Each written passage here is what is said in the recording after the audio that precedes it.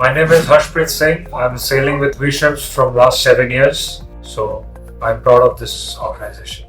Yeah, our vessel name is Bell Tiger, and it is built in 2017. It's a bulk carrier.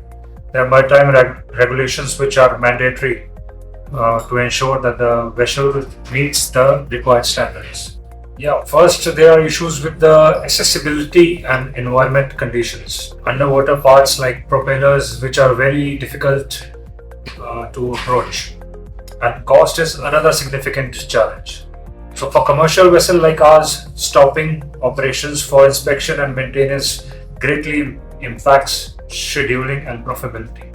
In my role, I need a method that ensures crew safety. So, for that, I require M2 Pro Max. It's an underwater robot which is an ideal solution which helps us improve inspection efficiency and quality.